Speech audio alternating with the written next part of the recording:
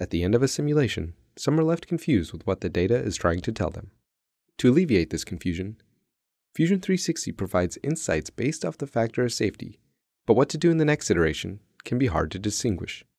Investigating high or low stress areas can help direct where the most impactful design changes can be made, but even then, small changes can result in unanticipated consequences.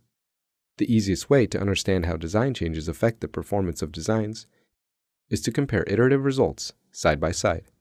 Enter the Compare workspace, where you can do just that with up to 4 different iterations. This is aided by a synchronized camera, scale, and result type, making navigation and observation straightforward. Thanks to this dedicated workspace, it's easy to tell if your last design change or changes are in fact the right direction for your design. And with all the results you'll have access to thanks to cloud solving and simplification, the Compare workspace is indispensable. All this and more in Fusion 360.